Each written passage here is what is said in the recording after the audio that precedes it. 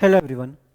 NSC का important MCQ session हमारा चल रहा था, उसी को आज हम लोग आगे कंटिन्यू करेंगे। कई सारे इंपॉर्टेंट एमसीक्यूज हम लोग आज भी देखेंगे। तो पहले क्वेश्चन के साथ स्टार्ट करते हैं।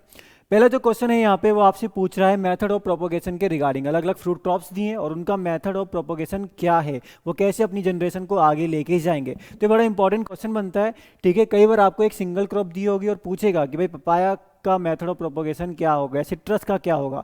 तो अगर हम पपाया और सिट्रस की बात करते हैं तो ये दोनों ही सीड के थ्रू प्रोपोगेट करेंगे। तो आपका फर्स्ट का आ जाएगा क्या, बी ऑप्शन करेक्ट होगा। पोमग्रेनेट और ग्रेप्स की बात करें तो भाई आपसे ऐसा पूछेगा कि हार्डवुड कटिंग किस में किया जाता है, तो पोमग्रेनेट एंड ग्रेप्स में किया जाता है। सेकंड का आ जाएगा डी ऑप्शन। बनाना की जब हम बात करते हैं तो भाई बनाना में आपको पता होगा दो टाइप के शक्कर होते हैं, एक को बोलते हैं वाटर शक्कर, दूसरे को बोलते हैं शॉर्ट शक्कर। वाटर शक्कर को तो रिमूव करा जाता है, डीसकरिंग करी जाती है, उसको हटाया जाता है। पर जो स्वॉर्ड शकर्स होते हैं, कौन से, SWORD, स्वॉर्ड शक्कर, उसके थ्रू ही प्रोपोगेट करेगा बनाना। तो यहाँ पे थर्ड का चला गया ए ऑप्शन। और फोर्थ की हम बात करें तो भाई ये क्वेश्चन हमने पहले भी देखा है कि स्ट्रॉबेरी क्या है, रनर के थ्रू प्रोपोगेट करती है। ये क्वेश्चन हमने आपका पिछले वाले सेशंस में भी देखा है। तो BDAC यहाँ कौन से ऑप्शन में है, आपका डी ऑप्शन। अगर आपने किया तो वेल एंड गुड, बिल्कुल सही थे। मेथड ऑफ प्रोपोगेशन आपको ये अच्छी तरीके से याद है। तो डी ऑप्शन जो है यहाँ पे करेक्ट ऑप्शन आपका जाएगा। ठीक है भाई, तो आ जाओ फिर सेकंड क्वेश्चन के ऊपर। विच of the following information on weed is wrong, कह रहे हैं कि इनमें से कौन सा ऑप्शन गलत है। देखो भाई वीड के रिगार्डिंग कई सारे इंपॉर्टेंट क्वेश्चन बनते हैं और स्पेशल जो क्वेश्चन बनता है वो आपका यहाँ पे वीड के क्लासिफिकेशन से भी बनता है। तो भाई वही कह रहा है कि क्या एक्वेटिक वीड में इकोर्निया आएगा, है इकोर्निया की बात करते हैं हम, पिस्टिया की बात करते हैं, ये सब एक्वेटिक वीड ही होता है। ग्रासेज वीड में कह रहा है कि भाई काइनोक्लोवा कोलोनम जो है ग्रास वीड है। इसके अलावा साइनोडोन डेक्टाइलोन भी होता है आपका। ठीक है, साइनोडोन डेक्टाइलोन जो आपका दूब ग्रास है वो भी क्या है, ग्रास वीड में आती है। पर क्या काइनोक्लोवा भी ग्रास वीड में आएगा। ब्रॉडली फीड कह रहा है सिप्रस रोटेंडस, और सेजस में कह रहा है आपका fimbriae stylish.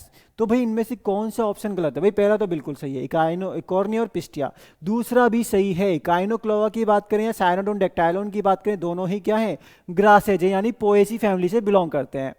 Broadly feed Cyprus rotundus नहीं है, ये आपका सिप्रेसी फैमिली से बिलोंग करता है। कौन सी फैमिली, सिप्रेसी फैमिली। और ये जो फैमिली है ये सेजेस वाली फैमिली है। तो सिप्रस रोटेंडस और फिम्ब्री स्टाइलिस ये दोनों ही सेजेस के अंदर आते हैं, ना कि ब्रॉड लीफ के अंदर आएंगे। तो डी ऑप्शन, सी ऑप्शन जो है यहाँ पे आपका गलत है। गलत मतलब सही है, क्योंकि आपसे क्या पूछे गलत कौन सा होगा, तो सी ऑप्शन जो है यहाँ पे आपका आंसर हो जाएगा। तो आपका भाई यहाँ पे क्लासिफिकेशन मेंशन है। ग्रासेज की बात करते हैं तो भाई ग्रासेज में पोएसी वाली फैमिली है। ठीक है, और पोएसी क्या हो गया आपका, काइनोक्लोवा, साइनोडोन वगैरह आपकी ग्रासेज में आ गए। सेजेस की बात करेंगे तो भाई फैमिली सिप्रेसी है, जिसमें सिप्रस रोटेंडस आ गया और फिम्ब्री स्टाइलिस आ गया। और ब्रॉड लीफ के भी यहाँ पे कुछ मेंशन किए हुए हैं। एक्वेटिक वीट का तो खुद का अलग क्लासिफिकेशन है कि भाई सबमर्ज वीट्स में कौन सा आएगा, इमर्ज्ड वीट में कौन सा आएगा, मार्जिनल वीट्स कौन सी आएंगी। मार्जिनल मतलब जो पॉन्ड वगैरह होगा, ये जो पॉन्ड है ये पॉन्ड के क्या एकदम आपके बॉर्डर पे जो है ये आपको उगते हुए दिखेंगी। और फिर कुछ फ्लोटिंग वीड भी आती हैं, जैसे कि कॉर्निया और पिस्टिया काफ़ी इंपॉर्टेंट एग्जाम्पल रहते हैं। ठीक है भाई, तो ये था आपका वीट का मॉर्फोलॉजी के बेसिस पे क्लासिफिकेशन। अब अगला क्वेश्चन कह रहा है plant tolerant to high salinity condition और कोल्ड एज। ऐसे प्लांट की बात कर रहा है जो सैलाइन सॉइल अगर होगी, सॉल्ट अगर बहुत ज़्यादा होंगे सॉइल के अंदर, फिर भी इजीली सर्वाइव कर जाएंगे, तो उनको हम क्या बोलेंगे, हेलोफाइट्स, हाइड्रोफाइट्स, हीलियोफाइट्स या जीरोफाइट।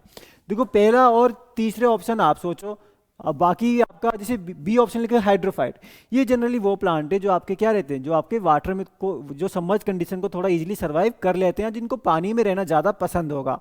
ठीक है, एक चीज़ चेक कर लेते हैं, हाँ ठीक चल रहा है सब। उसके अलावा अगर हम जीरोफाइट्स की बात करें तो ये ड्राई कंडीशन में रहना या एरिड रीजन जहाँ पानी एकदम कम है वहाँ रहना पसंद करते हैं। हेलोफाइट्स की बात करें तो भाई यही है आपका आंसर, सॉल्ट टॉलरेंट जो होते हैं आपके, जो जहाँ सेलाइन सॉइल ज़्यादा है, जहाँ इजीली ये ग्रो करते हैं, सेक्यूलेंट टाइप के प्लांट्स होते हैं, जैसे कुछ कैक्टस वगैरह होते हैं, ये इजीली सेलाइन सॉइल में ग्रो कर जाते हैं, जिनको हेलोफाइट्स कहा जाता है। हेलोफाइट्स, ठीक है, हेलो मतलब क्या होता है, हेलोजन। थोड़ा भी केमिस्ट्री का पार्ट हो गया कि हेलोजन होता है, ये आपके सॉल्ट वगैरह बनाते हैं। ठीक है, वो छोड़ो, हेलोफाइट्स याद रखना।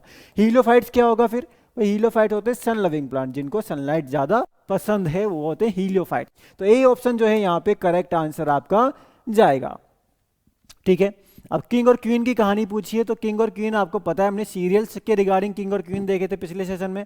आज हम फ्रूट्स के रिगार्डिंग देख लेते हैं। यहाँ कह रहे which fruit is known as the queen of sub tropical fruit. Sub tropical fruit का क्वीन कौन होगा? भाई मैंगो तो होता है king of fruits, mango king of fruit है। अगर आपसे पूछते हैं क्वीन ऑफ फ्रूट कौन है, पता है आप सबको कौन है? मैंगोस्टीन है। 500-600 रुपये केजी के आसपास आपको ये मिलता है, ठीक है। तो किंग हो गया मैंगो, क्वीन हो गया मैंगोस्टीन। एप्पल की बात करें तो एप्पल भी किंग है भाई, एप्पल कोई छोटी मोटी चीज़ नहीं है, एप्पल भी किंग है, पर ये टेम्परेट फ्रूट का किंग है, टेम्परेट फ्रूट का किंग है, ठंडी जगहों का किंग इसको बोला हमने। लीची की बात करते हैं तो भाई लीची ही है जिसको queen of sub tropical fruit कहा जाता है। अगर आपसे नॉर्मल क्वीन पूछता है तो मैंगोस्टीन है, अगर सब ट्रॉपिकल रीजन का पूछेगा तो वहां पे आपका आंसर लीची जाएगा। तो ये पता था तो बिल्कुल सही आंसर है आपका। उसके अलावा बेर की बात कर लेते हैं। भाई बेर होता है आपका एरिड रीजन का, ठीक है, आपका किंग ऑफ फ्रूट है ये एरिड रीजन में। कौन? बेर, एरिड रीजन का यहाँ पे किंग ऑफ फ्रूट है बेर, ठीक है भाई। तो यहाँ पे मेंशन है, जैसे वेजिटेबल में बात करें तो भाई किंग पोटैटो, क्वीन ओक्रा।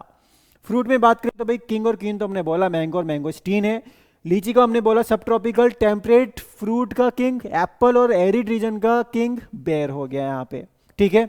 चलो भाई एक और क्वेश्चन वीड साइंस से आपके यहाँ पे है, वीड मैनेजमेंट से। विच of the following is a parasitic weed on pearl millet, ठीक है। तो देखो इस ये वाला क्वेश्चन बड़ा पूछता है आपसे कि भाई टोटल स्टेम पैरासाइट कौन होगा, टोटल रूट पैरासाइट कौन होगा। तो इस टाइप का क्वेश्चन जो है आपसे काफी बार पूछ लिया जाता है। तो भाई अगर हम बात करें तो कस्कुटा की हम बात करें तो भाई कस्कुटा आपका एक टोटल, ये आपका टोटल स्टेम पैरासाइट है, ये बेल होती है पैरासाइट। मान लो कि आपका प्लांट है, ठीक है। स्टेम पैरासाइट का मतलब क्या हुआ, इस प्लांट में बेल चढ़ेगी और फिर ये बेल जो है इसकी पूरी स्टेम में क्या होगी, फैल जाएगी, तो इसको हम स्टेम पैरासाइट कह रहे हैं, ठीक है। तो ये आपका कस्कुटा हो गया जो टोटल स्टेम पैरासाइट है। लोरेंथस की बात करेंगे तो ये पार्शियल स्टेम पैरासाइट के अंदर आता है आपका पैरासाइट।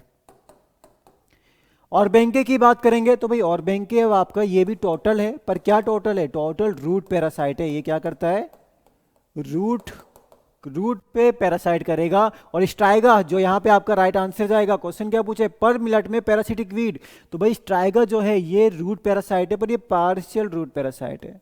क्या है ये, पार्शियल रूट पैरासाइट, किसमें, शुगर केन में और आपका पर मिलेट में, ठीक है। तो इन दोनों में यहाँ पे क्या है, स्ट्राइगा जो है आपका राइट आंसर जाएगा, डी ऑप्शन जाएगा। तो भाई टोटल रूट पैरासाइट हमने बोला, और बैंके जो टोबैको में देखने को मिलेगा। पार्शियल में हमने बोला भाई स्ट्राइगा है आपका जो शुगर केन और सोरगम में देखने को मिलता है। टोटल स्टेम की बात करें तो भाई कुस्कुटा है जो आपको ल्यूसन और अनियन में देखने को मिलेगा। और पार्शियल स्टेम की बात करें, ठीक है, तो लॉरेंथस आपको यहाँ पे मिलेगा जो मैंगो वगैरह में लगता है। एक बार यहाँ पे याद कर लेना कौन सा आपका स्टेम है, कौन सा आपका रूट है, कौन सा टोटल है, कौन सा पार्शियल है, वरना ऑप्शन में उलझ जाओगे, कंफ्यूजन हो जाएगा कौन टोटल था कौन पार्शियल था। तो एक बार इसको जरूर अच्छे से क्लियर कट करके याद कर लेना, और क्रॉप के नाम भी थोड़ा सा ध्यान में रख लेना, ठीक है भाई। चलो फिर in cleft grafting what is the typical relationship between the root stock and scion. Grafting से क्वेश्चन कह रहा है कि जब हमको क्लेफ्ट ग्राफ्टिंग करनी होती है तो ये रहा सायन और ये रहा हमारा रूट स्टॉक, ठीक है। रूट स्टॉक नीचे का पोर्शन देगा जो न्यूट्रिएंट वगैरह प्रोवाइड कराएगा, और जो साइन है वो ऊपर का पोर्शन देगा जो फ्रूटिंग वगैरह प्रोवाइड कराएगा, ठीक है। तो कह रहे हैं कि भाई क्लेफ्ट ग्राफ्टिंग में क्या होगा, कह रहे हैं कि भाई रूट स्टॉक आपका पतला होता है और साइन आपका जो लगाएंगे ऊपर वो मोटा होता है। तो ऐसा तो नहीं होगा भाई, रूट स्टॉक और साइन दोनों एकदम बराबर थिकनेस के होते हैं। तीसरा कह रहा है कि रूट स्टॉक आपका बड़ा होगा और जो साइन है वो आपका थोड़ा पतला होगा। और डी कह रहा है कि साइन आपका बहुत ज्यादा ओल्डर होता है और रूट स्टॉक आपका यंग होता है, ठीक है। तो भाई देखो क्लेफ्ट ग्राफ्टिंग में क्या करते हैं, क्लेफ्ट ग्राफ्टिंग में मान लो आपका ये रहा प्लांट आपका, इसमें रूट स्टॉक जो है वो थोड़ा ओल्ड एज का होता है, पुराना होता है। रूट स्टॉक की थिकनेस हाई होती है, ज़्यादा होती है, ठीक है। अभी इमेज देखोगे तो क्लियर समझ में आएगा। इसमें ऊपर से यहाँ पे क्या करते हैं, इस तरीके से इमेज दिखाता हूँ मैं आपको, छोड़ो, ठीक है। सी ऑप्शन जो है यहाँ पे करेक्ट होगा। क्यों होगा, ये देखो, बनाने से अच्छा है इमेज ही दिख जाएगी।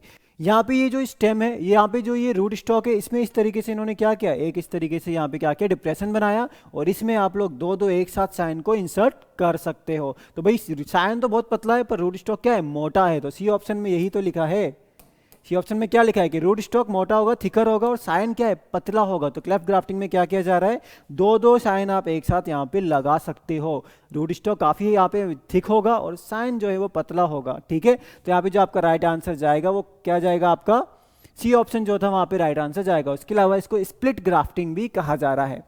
Who coined the term gene, genotype और फिनोटाइप, ये तीनों टर्म किस साइंटिस्ट ने दिए हुए हैं? जेनेटिक्स के रिगार्डिंग क्वेश्चन है। सटन एंड बावेरी ने तो क्रोमोजोमल थ्योरी ऑफ इनहेरिटेंस दी थी कि भाई क्रोमोजोम की थ्योरी, क्रोमोजोम के अकॉर्डिंग ही क्या होते हैं कैरेक्टर आपके इनहेरिट होते हैं आगे की तरफ। बैटसन ने क्या किया है भाई बताओ, क्या बैटसन ने दिए हैं टर्म? ह्यूगो डी विरीज तो आपको पता है कि भाई म्यूटेशन जो है टर्म इन्होंने ही दिया था, म्यूटेशन पे इन्होंने काम किया ह्यूगो डी विरीज ने। और जॉनसन की बात करते हैं, अगर हम जॉनसन की बात करते हैं तो भाई जीन, जीनोटाइप, फिनोटाइप, ये सारे टर्म जो है जॉनसन ने ही दिए हुए हैं, ठीक है। अगर हम बैटसन, अच्छा बैटसन भी तो वहाँ पे लिखे थे, बैटसन की बात करें तो भाई जेनेटिक्स टर्म हो गया, होमो जाएगा, सिट्रो जाएगा, ये टर्म्स भी इंपॉर्टेंट है जो दिए हैं बैटसन ने। म्यूटेशन अभी हमने बोला Hugo de worries, gene, genotype, phenotype हमने बोला किसने दिए हैं? जोहानसन ने दिए हैं। तो आपका यहाँ पे जो राइट आंसर है वो डी ऑप्शन जोहानसन था। Chromosomal theory of inheritance Sutton and Boveri, और one gene one enzyme theory, एक जीन से सिर्फ एक ही इंजाइम बनेगा, ये किसने बोला? बीडल एंड टॉटम ने बोला। तो ये सारे इंपॉर्टेंट साइंटिस्ट इनके कॉन्ट्रीब्यूशन आपको पता होने चाहिए, इंपॉर्टेंट है ये, ठीक है। बल्क डेंसिटी का कॉन्सेप्ट भाई किसने दिया था? The concept of bulk breeding method was developed by right ने, निल्सन हेले ने, जेनसन ने या फिर हॉलैंड ने। भाई बल्क मेथड में देखो थोड़ा सा काम हमारा आसान हो जाता है। आसान कैसे होता है? क्योंकि बहुत ज़्यादा देखभाल करनी नहीं पड़ती है, आपको बार बार सेम क्रॉप की सीड को मिक्स करना है और ग्रो करते जाना है। बल्क मेथड में दिक्कत क्या है? दिक्कत है कि भाई बहुत सालों तक आपको बल्क मेथड करना पड़ता है। यहाँ पे हमें सिलेक्शन की भी रिक्वायरमेंट नहीं होती बल्क मेथड में, यहाँ पे नेचुरल सिलेक्शन काम करता है। जो प्लांट खराब है वो खुद ही आपका क्या होगा? वो खुद ही आपका रिमूव हो जाएगा, नेचुरल सिलेक्शन जो यहाँ पे आपका काम करेगा। तो बल्क मेथड की बात करें तो भाई नेल्सन हेले, बी ऑप्शन जो है यहाँ पे राइट आंसर जाएगा, जिन्होंने क्या दिया था? बल्क मेथड दिया था। तो बी ऑप्शन क्या? तो बिल्कुल सही आंसर है, ठीक है। तो यहाँ पे क्या है, क्या पेडिग्री से यहाँ पे कंपेयर किया हुआ है कि भाई पेडिग्री में आपको ब्रीडिंग करानी है तो ब्रीडर बड़ा क्या होना चाहिए? स्किल्ड होना चाहिए, बहुत ढंग से ब्रीडिंग करानी है, रिकॉर्ड मेंटेन करके रखना है। ये सारी दिक्कतें बल्क मेथड में नहीं होती। पर हाँ, बल्क मेथड आपका बहुत ज़्यादा टाइम लेता है, सालों लग जाते हैं, 12, 13, 15, 15, 16, 16 साल तक लग जाते हैं बल्क मेथड से हमको वेराइटी डेवलप करने में। अब यहाँ पे कुछ दिए पॉलिनेशन प्रोसेस और कुछ दिए पॉलिनेशन एजेंट, जिसे कह रहे हैं कि आपका मेलेकोफिलस, मेलेकोफिलस आपका क्या है? इसमें पॉलिनेटिंग एजेंट क्या होगा? कौन सी ऐसी चीज होगी जो पोलन को दूसरी तरफ या दूसरे फ्लावर पे लेके जाएगा, ठीक है। तो भाई पहला हो गया मेलेकोफिलस, सेकंड नंबर पे है चिरोटेरिफिलस, ठीक है। थर्ड पे आ गया जूफिलस और डी पे आ गया ऑर्निथोफिलस। तो भाई अगर मेलेकोफिलस की बात करता है तो ये होता है आपका स्नेल, तो ए का जाएगा 1, बी तो आप सबको पता होना चाहिए, ये जाएगा आपका फोर्थ ऑप्शन, ठीक है, आपका बैट के थ्रू होता है ये। जूफिलस की बात करें तो भाई जू मतलब एनिमल्स, और अगर हम बात करते हैं ऑर्निथोफिलस की तो ऑर्निथोफिलस भी इंपॉर्टेंट है, जो कौन कराएगा? Bird कराएंगी।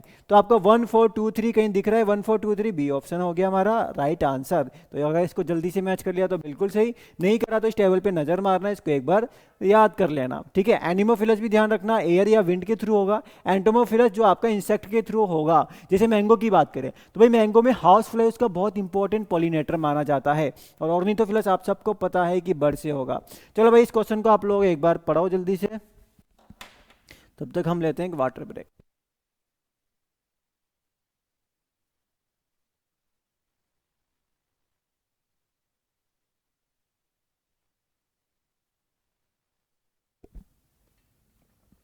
The anaerobic condition under rice field does not influence which one of the following। कह रहे हैं कि भाई राइस की फील्ड में एनारोबिक कंडीशन होती है। भाई सबमर्ज सॉइल जरूर पढ़ के जाना है एक बार, वहाँ पे आपका कि कौन से न्यूट्रिएंट आपके कम हो रहे हैं, ज़्यादा हो रहे हैं, पीएच बढ़ेगा घटेगा, रिडॉक्स पोटेंशियल पे क्या फर्क पड़ रहा है, ये इंपॉर्टेंट पॉइंट है जो सबमर्ज सॉइल में आपको पढ़ने होते हैं। क्यों पढ़ने होते हैं? क्योंकि भाई राइस के केस में होती है सबमर्ज सॉइल।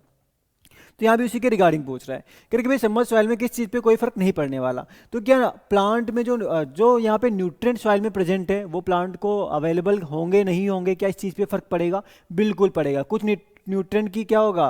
कुछ न्यूट्रिएंट यहाँ पे बढ़ जाएंगे प्लांट के लिए, इजीली अपटेक करेगा प्लांट, कुछ न्यूट्रिएंट जो होगा प्लांट के लिए डेफिशिएंट चला जाएगा। टॉक्सिक सब्सटेंस सॉइल में बन सकते हैं, हाँ भाई बन सकते हैं। एनारोबिक कंडीशन में मीथेन का प्रोडक्शन आपका देखने को हमें मिल सकता है, ठीक है। तो यहाँ पे टॉक्सिक प्रोडक्ट भी बन सकते हैं।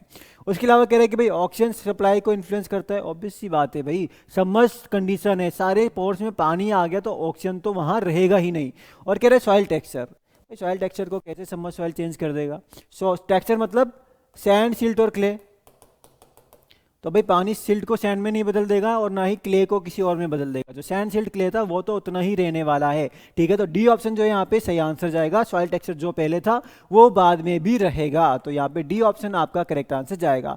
इन which form is boron absorb by plant, ठीक है। तो भाई बोरॉन किस फॉर्म में एब्जॉर्ब होता है? ये सारे के सारे जितने यहाँ मेंशन है इनको याद कर लेना। बोरॉन आपका बोरिक एसिड H3BO3 की फॉर्म में अपटेक किया जाता है। तो ये आपका अच्छा मुझे लगा यहीं पे आ जाएगा, अच्छा नेक्स्ट स्लाइड आ गई, ठीक है। तो यहाँ पे ध्यान में रखना बोरॉन आपका कहाँ आएगा? H3BO3 की फॉर्म में सबसे ज़्यादा अपटेक किया जाता है। इसके अलावा बोरॉन को H2BO3- की फॉर्म में भी अपटेक करते हैं कुछ प्लांट, पर मैक्सिमम आपके प्लांट बोरिक एसिड की फॉर्म में करेंगे। अगर बाई चांस आपको, वैसे ये दोनों ऑप्शन एक साथ मिल जाने चाहिए, ठीक है। अगर बाई चांस ये दोनों अलग ऑप्शन में मिलते हैं आपको, तो आप सी ऑप्शन के साथ जो है जा सकते हो, बोरिक एसिड जिसको हम कहते हैं। तो सी ऑप्शन जो है यहाँ पे आपका करेक्ट जाएगा। बाकी नाइट्रोजन का याद रखना, अमोनियम और नाइट्रेट दोनों फॉर्म में, यानी कटायन अनायन दोनों फॉर्म में अपटेक करता है।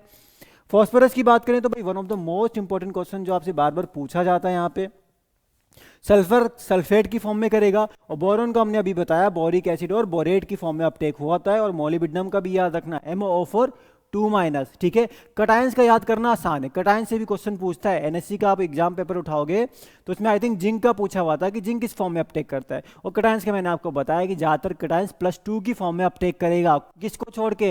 अमोनियम को छोड़ के, पोटेशियम को छोड़ के, सोडियम को छोड़ के, ज़्यादातर कटायंस +2 की फॉर्म में ही अपटेक होते हैं। तो ये आपको एक बार टेबल थोड़ा नज़र मार लेना, याद कर लेना। Which is an example of bulky organic matter, इतना आसान क्वेश्चन। बल्की ऑर्गेनिक मैटर क्या होते हैं भाई? बल्की ऑर्गेनिक मैटर वो होते हैं भाई, यही तो दिक्कत है ऑर्गेनिक फार्मिंग में कि भाई हमें न्यूट्रिएंट ऐड करने हैं। अब फर्टिलाइजर की खास बात क्या होती है कि भाई हमें फर्टिलाइजर थोड़ा सा डालना है, 50 kg डाला पूरे हेक्टेयर का काम खत्म, ठीक है। 50-60 kg डाला है, ठीक है, 100 kg डाल दिया, पूरे हेक्टेयर का काम खत्म। पर अगर हम ऑर्गेनिक मैटर की बात करें या कंपोस्ट, फार्म यार्ड मैन्योर, इनकी बात करें तो इनका 100-200 kg में कुछ होने नहीं वाला, इनको चाहिए हजारों kg में, आपका टन्स में यहाँ पे जो है क्वांटिटी चली जाती है, मतलब बहुत ज़्यादा डालना पड़ता है। क्यों? क्योंकि भाई ये आपके बल्क में डालोगे तब जाके थोड़ा सा न्यूट्रिएंट जो है यहाँ पे ये प्रोवाइड करते हैं। तो भाई बल्क में कौन सा आएगा? आपके ऑयल केक्स आएंगे, कंपोस्ट आएगा, ग्रीन मैन्योर आएगा, या बोथ A and C आएगा, ठीक है। ऑप्शन यहाँ पे अगर आप ऑप्शन के साथ चले गए तो गलत हो गया। अगर आपको पता था कि ये दोनों होते हैं, ठीक है, कंपोस्ट एंड ग्रीन मैन्योर। आपकी बल्कि में 3 आते हैं, कौन कौन? सबसे पहले farm yard manure, second number पे आएगा कंपोस्ट, और थर्ड नंबर पे आती है ग्रीन मैन्योर क्रॉप्स, ठीक है। तो यहाँ पे आपका जो राइट आंसर जाएगा वो बहुत A and C नहीं जाएगा, बहुत B and C जरूर चला जाएगा, सॉरी, हाँ ठीक है, बहुत B and C चला जाएगा। तो ये आपको यहाँ पे राइट आंसर होगा। कंपोस्ट और ग्रीन मैन्योर दोनों ही बल्कि ऑर्गेनिक मैन्योर के एग्जाम्पल हैं। तो भाई ऑयल केक क्या है? Oil cake concentrated organic manure का एग्जाम्पल होगा आपका यहाँ पे, ठीक है। नेक्स्ट क्वेश्चन कह रहे हैं what is the primary acid forming bacteria in acid sulphate soil. कह रहे कि भाई एसिड सल्फेट नाम की एक सॉइल होती है, उसके अंदर कौन सा बैक्टीरिया होता है जो एसिड को प्रोड्यूस करता है? एसिड सल्फेट सॉइल है तो वहाँ एसिड बनता है, कौन सा बैक्टीरिया उस एसिड को बनाएगा? एस्परजिलस, एजेटोबैक्टर, थायोबैसिलस या डी सल्फोविब्रियो। तो भाई ये तो आपको बड़े अच्छे से पता है कि एक पायराइट नाम की चीज होती है, पायराइट नाम का मिनरल होता है, जिसको क्या बोलते हैं? जिसको बोलते हैं फुलिश गोल्ड, मतलब सोने जैसा दिखता है पर सोना नहीं होता, ठीक है। अब ये होता है क्या? रिड्यूस फॉर्म है ये सल्फर की, ये क्या है? सल्फर की रिड्यूस फॉर्म है। क्यों रिड्यूस फॉर्म है? क्योंकि अभी ये आपका सबमर्ज्ड कंडीशन में है, पानी भरा हुआ है, ठीक है। अब एक बार जैसे यहाँ से पानी रिमूव हो जाएगा, क्या होगा? फील्ड से पानी रिमूव हो गया, सबमर्ज्ड कंडीशन थी, खत्म हो गई, पानी चला गया।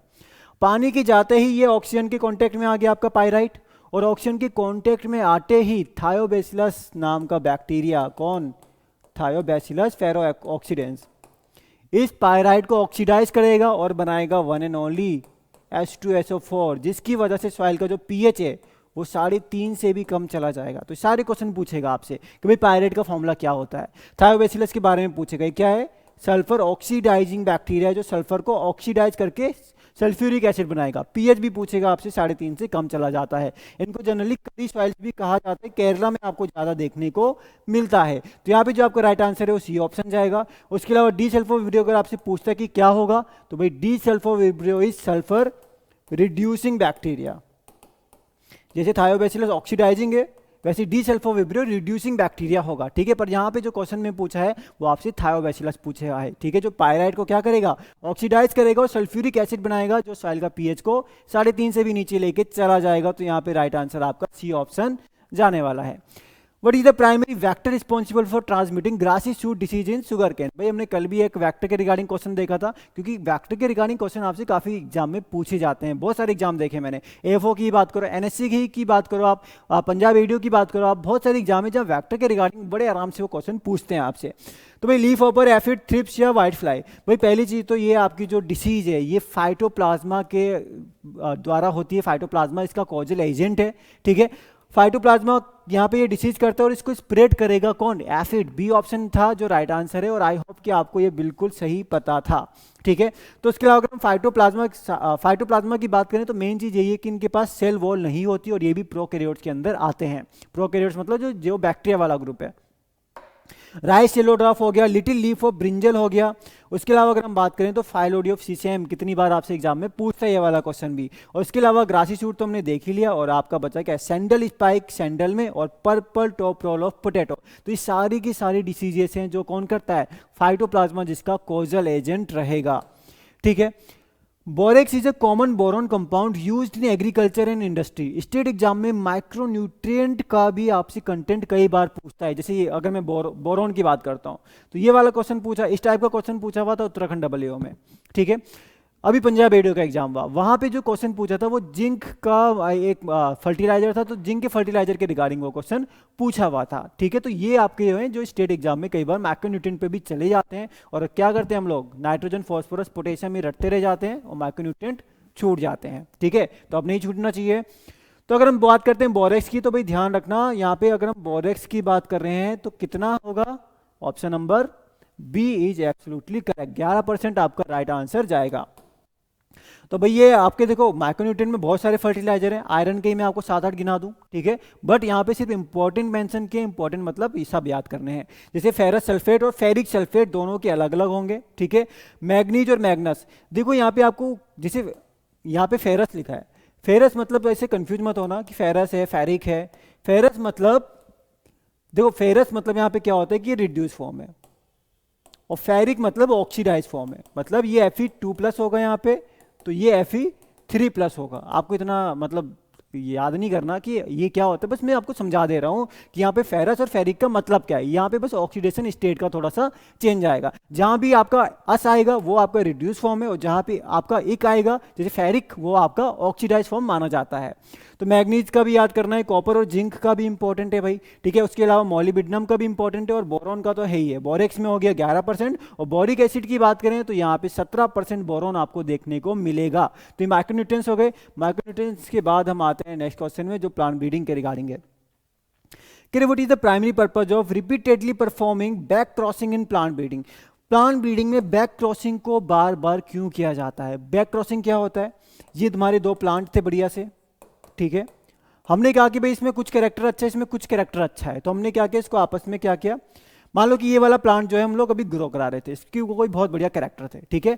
पर ये वाला जो प्लांट है इसमें एक डिसीज रेजिस्टेंस वाला जीन्स पड़ा था। क्या था? ये डिसीज रेजिस्टेंट था। और ये वाला प्लांट डिसीज रेजिस्टेंट नहीं था, पर हम ग्रो तो इसको करा रहे हैं, ईल्ड वगैरह सब इसकी बढ़िया है, तो हम इन दोनों को क्रॉस करा देंगे।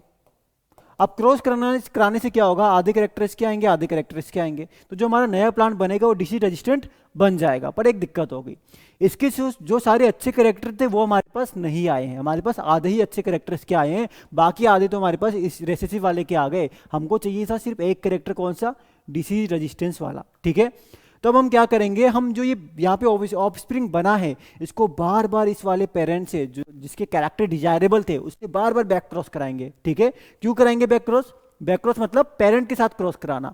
बार बार हम अच्छे वाले पेरेंट के साथ क्रॉस कराएंगे ताकि मैक्सिमम कैरेक्टर को हम लोग इसके अंदर ले आए, जो भी इसके कैरेक्टर थे, और साथ में डिसीज रेजिस्टेंस तो हमारे पास आ ही गया है, ठीक है। तो इसी को हम लोग इसलिए हम लोग बैक क्रॉसिंग बार बार कराते हैं। तो यहाँ पे जो आपका राइट आंसर जाने वाला है वो आपका बी ऑप्शन जाएगा, to recover the recurrent parent gene. जो आपका रिकरेंट पेरेंट है, रिकरेंट मतलब जिसके साथ हम बार बार क्रॉस करा रहे हैं उसी को रिकरेंट पेरेंट कहा जाता है, क्योंकि इसके साथ तो हम दोबारा क्रॉस कराएंगे नहीं, एक बार क्रॉस कराए जीन हमें मिल गया, तो बार बार जिसके साथ क्रॉस कराएंगे उसको बोलेंगे रिकरेंट पेरेंट, और इसी का जीन जितना ज़्यादा हम ले सके उतनी ही हमारी कोशिश रहती है। तो बी ऑप्शन जो है यहाँ पे करेक्ट आंसर आपका चला जाएगा, इसको पढ़ लेना, वही बात यहाँ पे लिखी है।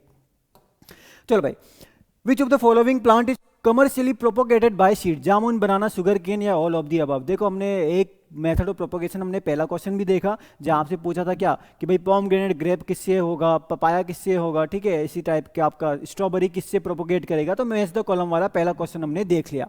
अब इसमें क्या कह रहे हैं भाई, इसमें आपका राइट आंसर जो है आपको पता है, जामुन की बात करते हैं अपन, पपाया की बात करते हैं अपन, और सिट्रस की बात करते हैं। तो 3 इंपॉर्टेंट क्रॉप है जिनको सीड के थ्रू ही प्रोपोगेट किया जाता है। बनाना में हमने क्या कि भाई आपका क्या है, सकर्स का यूज करते हैं, शॉर्ट सकर की बात करते हैं, तो बनाना में उनको यूज करते हैं प्रोपोगेशन के लिए, ठीक है। तो जो राइट आंसर जाएगा आपका सिर्फ ए ऑप्शन जाएगा, जामुन, पपाया, सिट्रस ये सब सीड के थ्रू प्रोपोगेट किया जाता है, ठीक है। तो यहाँ पे एक और चीज लिखी हुई है, देखो जो प्लांट हम सीड से ग्रो कराते हैं ना, वो आपके क्या होते हैं, वो लॉन्ग लिव्ड होते हैं, आपके क्या होते हैं, वो लंबे टाइम तक उनकी लाइफ चलती है, बहुत विग्रस होते हैं, और डिसीज रेजिस्टेंस भी काफ़ी ज़्यादा उनमें देखने को मिलता है। और ऑब्वियसली बात है, नॉट ट्रू टू टाइप, जैसा उनका पेरेंट था जरूरी नहीं है कि वो भी वैसे ही बनेंगे, काफ़ी ज़्यादा डिफरेंस यहाँ पे आ सकते हैं, ठीक है। उसके अलावा यहाँ पे एग्जांपल लिखे हैं भाई, पपाया हो गया आपका, एसिड लाइनिया लेमन हो गया, जामुन, करौंदा, फालसा, कोकोनट, कॉफी, कोकोआ, सारे एग्जांपल है जिनको हम सीड के थ्रू प्रोपोगेट कराते हैं, तो इनको थोड़ा याद रखना है आपको, ठीक है। स्पीड तो नहीं हो रही ज़्यादा, स्पीड का तो मुझे सबको पता है कि कुछ लोगों के लिए थोड़ी ज़्यादा होगी, कुछ लोगों के लिए एकदम सही होगी, और कुछ लोगों के लिए स्लो भी होगा। चलो, which element is useful for nitrogen fixation in legume, भाई लेग्यूम में कौन सा एलिमेंट नाइट्रोजन फिक्सेशन करेगा, सोडियम करेगा, पोटेशियम करेगा, कोबाल्ट करेगा या सिलिकॉन करेगा। भाई सोडियम, पोटेशियम, क्लोरीन, क्या बताया मैंने इन तीनों के बारे में आपको कि ये तीनों के तीनों एलिमेंट ऑस्मो रेगुलेशन में रोल प्ले करते हैं, ऑस्मो रेगुलेशन, या फिर आप इसको ये भी कह सकते हो कि स्टोमेटा की opening and closing, stomata opening and stomata regulation, stomata खुलने और बंद होने में इनका रोल हो जाता है। क्यों? क्योंकि भाई स्टोमेटा खुलना बंद होना सारा ऑस्मो रेगुलेशन का ही खेल होता है, ठीक है। सोडियम, पोटेशियम इसमें आंसर नहीं जाएगा आपका। कोबाल्ट की बात करते हैं, देखो 3 तो इसमें आपको बेनिफिशियल एलिमेंट दिए हैं, कौन से होते हैं बेनिफिशियल एलिमेंट, नाको, सीसे, sodium, cobalt, silicon, selenium and vanadium. Sodium की हम बात करते हैं तो भाई ये क्या करते हैं, आपका सोडियम की बात करेंगे तो ये आपका एक तो ऑस्मो रेगुलेशन करेगा, दूसरा पोटेशियम के कुछ फंक्शन को रिप्लेस कर सकता है, ठीक है। कोबाल्ट की बात करेंगे तो भाई यही आपका राइट आंसर है, लेग्यूम में ये नाइट्रोजन फिक्सेशन में हेल्प कर सकता है कोबाल्ट। सिलिकॉन की बात करेंगे तो हमने कहा था सिलिकॉन को क्वासी इसेंशियल एलिमेंट, हमने सिलिकॉन को कहा था, क्या कहा था, क्वासी इसेंशियल एलिमेंट कहा था, जो राइस और शुगर केन जैसी क्रॉप के लिए इसेंशियल एलिमेंट माना जाता है। सेलेनियम की अगर हम बात करते हैं तो भाई सेलेनियम की डेफिशिएंसी से कई बार कैटल्स में एक डिसीज होती है जिसमें उनकी जो मसल्स हैं वो डिजनरेट करना स्टार्ट कर देती हैं। और वेंडियम की अगर हम बात करें तो भाई वेंडियम भी थोड़ा ध्यान देना कि नाइट्रोजन फिक्सिंग में हेल्प करता है। यहाँ पे आपकी कोबाल्ट एज वेल एज वेंडियम दोनों नाइट्रोजन फिक्सेशन में हेल्प करते हैं प्लांट की। तो यहाँ पे सी ऑप्शन जो है आपका राइट आंसर चला जाएगा। कोबाल्ट आपका क्या है, बेनिफिशियल एलिमेंट के अंदर आएगा, ठीक है भाई। तो ये 5 है आपके बेनिफिशियल एलिमेंट। आ जाओ फिर नेक्स्ट क्वेश्चन पे। Which of the following is likely to form a compact layer due to dispersion. कह रहे हैं कि भाई डिस्पर्जन की वजह से कॉम्पैक्ट लेयर कौन सी सॉइल में देखने को मिलेगी, saline soil, sodic soil, acidic soil या फिर सैंडी सॉइल। देखो डिस्पर्जन की जब हम बात कर रहे हैं ना तो ऐसा नहीं है कि जब हम बात करें सॉरी कॉम्पैक्ट लेयर की जब हम बात कर रहे हैं तो भाई कॉम्पैक्ट लेयर तो सैलाइन सॉइल में भी बनती है। कॉम्पैक्ट लेयर क्यों बनती है, क्योंकि भाई सॉल्ट है, नमक है, नमक डिपॉजिट हो जाता है कई बार इसमें, तो इसमें भी आपको कॉम्पैक्ट लेयर बनती हुई दिख सकती है। तो कई बार बोलते हैं कि भाई सैलाइन सॉइल में प्लोइंग कर दो ताकि जो सॉल्ट है वो कॉम्पैक्ट लेयर भी टूटेगी और जो सॉल्ट है अगर आपका फील्ड में सॉल्ट थोड़ा यहाँ ज़्यादा है थोड़ा यहाँ ज़्यादा है ना, तो यहाँ वाली क्रॉप को बहुत नुकसान करेगा, जर्मिनेशन ही नहीं होगा। पर अगर हम इसको प्लो कर देते हैं, मिक्स कर देते हैं, तो थोड़ा जो सॉल्ट है पूरी फील्ड में फैलेगा तो नुकसान थोड़ा सा कम हो जाएगा उसका। तो ये आपको पता है कि भाई डिस्पर्जन किसका काम है ना। अब ये तो बताने की जरूरत है क्या, डिस्पर्जन किसका काम है भाई, सोडियम का काम है डिस्पर्जन करना। डिस्पर्जन मतलब ये आपके एग्रीगेट्स हैं, सो ये आपका सैंड है, सिल्ट है, क्ले है। सोडियम क्या करेगा, सैंड के पार्टिकल को अलग, सिल्ट को अलग, क्ले को अलग कर देगा, इनको आपस में बाइंड नहीं रहने देगा। तो इसी चीज को डिस्पर्जन बोलते हैं और इसी चीज को हम डीफ्लॉक्चुलेशन भी कह सकते हैं, डीफ्लॉक्चुलेशन। क्वेश्चन ढंग से पढ़ लेना, ठीक है। डिस्पर्जन लिखा है, डीफ्लॉक्चुलेशन लिखा है कि फ्लॉक्चुलेशन लिखा है, दोनों अच्छे से पढ़ लेना। तो डिस्पर्जन और डीफ्लॉक्चुलेशन कौन कराता है, सोडियम कराता है। और इसी डीफ्लॉक्चुलेशन की वजह से क्या होगा, जो सॉइल में पोर्स होते हैं वहाँ पे सॉइल जो डिस्पर्स होके आया वो इन पोर्स में फंस जाएगा और इन्हीं पोर्स में फंसने की वजह से एक कॉम्पैक्ट लेयर बन जाती है सोडिक सॉइल के अंदर। तो बी ऑप्शन तो आपका बिल्कुल सही होगा। फिर हम फ्लॉक्चुलेशन की बात करते हैं तो भाई डीफ्लोक्यूलेशन में पार्टिकल अलग हो रहे हैं, फ्लोक्यूलेशन में पार्टिकल पास आएंगे, एग्रीगेट्स बनेंगे, और ये काम करता है कैल्शियम। फ्लोक्यूलेशन वाला काम जो है कैल्शियम करेगा। तो बी ऑप्शन जो है यहाँ पे आपका राइट आंसर जाएगा। जल्दी से मैच कर दो इनको इनकी डेफिशिएंसी के साथ। देखो आप एनपीके तो बड़े पढ़ते हो, ठीक है, आप कैल्शियम मैग्नीशियम सल्फर भी पढ़ते हो, पर जैसे जैसे फिर आगे एलिमेंट बढ़ते ना, आयरन कॉपर मैग्नीज जिंक, तो वैसे वैसे हम थोड़ा सा लूज होते चले जाते हैं, है ना। निकेल का भी बड़ा इंपॉर्टेंट है भाई, निकेल भी आपसे एग्जाम में पूछता है, क्योंकि उनको होता है कि यार कई सारे बच्चों ने निकल तक पहुंचते पहुंचते हार मान ही ली होगी, कुछ कुछ बच्चों ने पढ़ा भी होगा। तो यहाँ पहले आपसे पूछे भाई कॉपर की डेफिशिएंसी से क्या होगा, तो भाई कॉपर जो होता है वो मेल फ्लावर को क्या करता है, फर्टाइल बनाता है, ठीक है। अगर आपका यहाँ पे कॉपर क्या हो गया, कॉपर की डेफिशिएंसी हो गई, तो मेल फ्लावर का काम खत्म, स्टेराइल हो जाएगा, ठीक है, रिप्रोड्यूस नहीं कर पाएगा। निकल की बात करते हैं तो भाई निकल की कमी से यहाँ पे आपका अमीनो एसिड जो होता है उसका क्या होने लगता है, कमी होने लगती है, नाइट्रेट प्लांट के अंदर बढ़ता है, ठीक है। चलो लंबा कॉन्सेप्ट है, ठीक है। बात क्या है, अमीनो एसिड यहाँ पे कम होने लगेगा, नाइट्रेट का कंटेंट बढ़ेगा। भाई नाइट्रेट का कंटेंट नहीं बढ़ना चाहिए, क्योंकि भाई नाइट्रेट से बनता है अमीनो एसिड, अमीनो एसिड से बनते हैं प्रोटीन, और प्लांट को चाहिए प्रोटीन, ठीक है, प्रोटीन या फिर इंजाइम बन जाए, कुछ भी बन जाए, पर यहाँ पे नाइट्रेट बनने लग जाएगा और अमोनिया आपका अमीनो एसिड बनना बंद हो जाएगा। सेकंड का हो गया है। और कैल्शियम तो सबको पता है कि भाई कैल्शियम और बोरॉन ऐसे एलिमेंट होते हैं, कैल्शियम और बोरॉन जो प्लांट में क्या करते हैं, उसकी जो टर्मिनल पोर्शन है, टर्मिनल मतलब एकदम टॉप का पोर्शन, या फिर जहाँ पे प्लांट की ग्रोथ हो रही है, या एकदम रूट टिप, ये पोर्शन यहाँ पे क्या होते हैं, आपके ग्रो करना बंद कर जाते हैं कैल्शियम और बोरॉन की डेफिशिएंसी से। तो आपका हो गया थर्ड का डी ऑप्शन, और फोर्थ का तो बी ग्रास टिटेनी देखने को मिलेगा।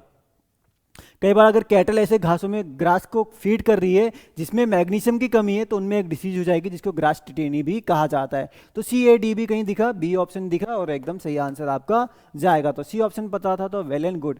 चलो भाई ब्रीडिंग के साइंटिस्ट फिर से आ गए। हु वर्कड ऑन मेज and found that genes move around genome indicating mobile genetic element. यहाँ पे एक साइंटिस्ट थे जिन्होंने मेज के ऊपर काम किया, मेज मक्का के ऊपर, ठीक है। इनको एक नई चीज मिली, इन्होंने देखा कि क्रोमोसोम के ऊपर जीन्स जो हैं, हम तो ऐसे बोल रहे थे कि भाई ये आपके क्रोमोसोम होते हैं, ठीक है, ये बोन, ये क्या है, क्रोमोसोम है। क्रोमोसोम में बोला कि भाई जीन होते हैं, ठीक है। तो यहाँ पे इन्होंने क्या देखा कि जो आपके जीन्स होते हैं वो एक जगह पे रुके हुए नहीं है, वो मूव करते जा रहे हैं, बार बार चेंज होते जा रहे हैं। तो इस चीज़ को इन्होंने बोला था जंपिंग जीन्स। ये आपसे एफओ में भी एक बार पहले पूछा हुआ है, इसको जंपिंग जीन्स बोला था इन्होंने, या फिर इसको ट्रांसपोजोन्स बोला था, ट्रांसपोजोन एलिमेंट्स इन्होंने इसको कहा था। किसने कहा था भाई ये चीज, वाटसन क्रिक ने कहा था, होली खुराना नीरनबर्ग ने कहा था, जैकब मोनट ने कहा था, या बारबेरा मैक्लिनटॉक ने कहा था। तो ये आपको पता होना चाहिए, डी ऑप्शन, बारबेरा मैक्लिनटॉक ने ही आपको जंपिंग जीन या ट्रांसपोजोन्स का कॉन्सेप्ट दिया था। तो भाई यहाँ पे आपका लिखा हुआ है कि वाटसन एंड क्रिक की खास बात क्या थी कि भाई डीएनए जो है वो डबल हेलिक्स होगा, ये बताया वाटसन एंड क्रिक ने।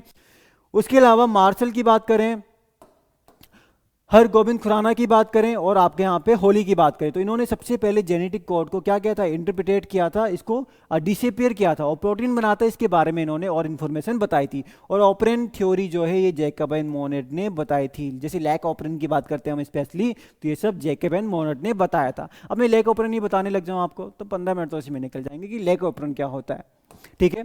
बट लैक ऑपरेन क्या होता है आपका, कि भाई जो जीन है वो एंजाइम बनाएगी, उसका पूरा प्रोसेस है वो आपका सब लेकोप्रिन के अंदर ही आता है। In agriculture practices when is graded bunding recommended based on rainfall and slope. कह रहे कि भाई कितनी बारिश होगी, कितना स्लोप होगा, तो आप क्या करोगे, ग्रेडेड बंड्स बनाओगे, ठीक है। तो भाई जल्दी से बताओ भाई, ग्रेडेड बंड्स की हम बात कर रहे हैं यहाँ पे। एक होता है आपका कंटूर बंड्स, एक होता है ग्रेडेड बंड्स, ठीक है। अगर हम कंटूर बंड्स की बात करें तो इनको हम आपका अक्रॉस द स्लोप बनाते हैं, अक्रॉस द स्लोप।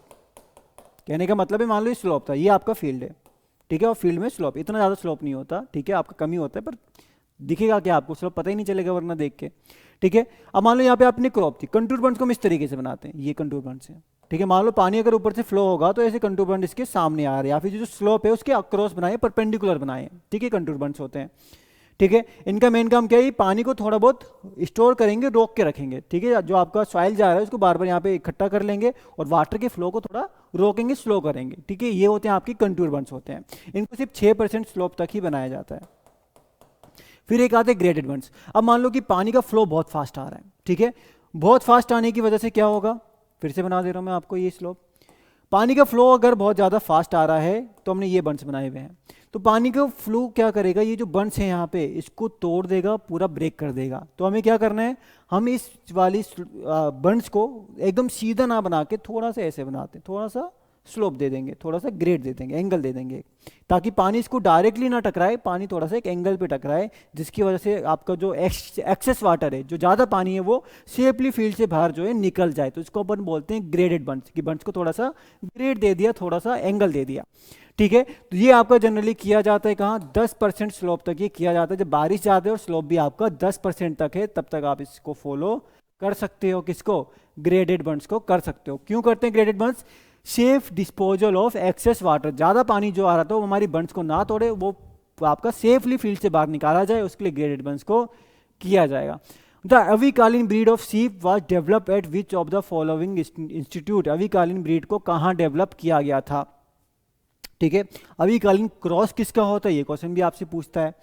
तो ये IVRA में किया था, NDRA में किया था, CSWRA में किया था, या ICAR में किया था। तो भाई अविकालीन को किया गया था कहाँ, central sheep and wool research institute, C option जो है आपका राइट आंसर जाएगा।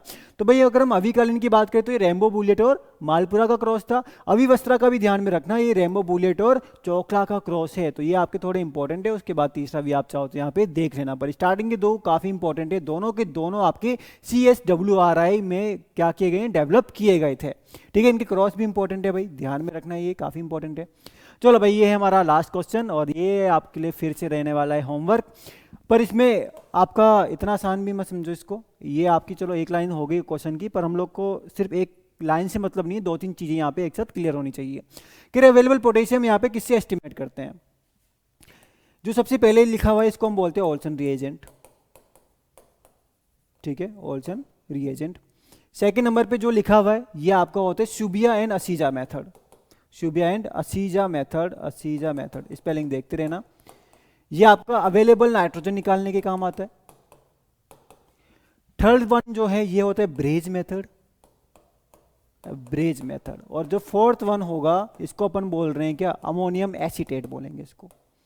ये आपको ऐसे शॉर्ट फॉर्म में भी मिल सकता है और हो सकता है कि वो पूरा अमोनियम एसीटेट लिखा हुआ ही दे देंगे। ठीक है, तो भाई ओल्सन रिएजेंट क्या मेजर करता है, कौन सा एलिमेंट मेजर करेगा और कौन सी कंडीशन में मेजर करेगा, पहली बात। चलो सेकंड ऑप्शन तो चलो ठीक है, अवेलेबल नाइट्रोजन निकालता है आपका। थर्ड ऑप्शन की बात करें तो भाई ब्रेज मेथड क्या मेजर करेगा और कौन सी कंडीशन में मेजर करेगा। और आपका चौथा आ गया कि अमोनियम एसीटेट क्या मेजर करेगा। तो ये तीनों बातें को अगर आपको पता है तो भाई कमेंट कर दो, ठीक है, और बाकियों को भी बताओ। तो ये था भाई आज का सेशन। आई होप कई सारी चीज़ें आपको सीखने को मिली होगी। तो भाई लाइक वाइक कर दिया करो, ठीक है। तो थैंक यू सो मच, ये था आज का सेशन। बाकी मिलते हैं आपसे फिर कभी। Okay, thank you so much.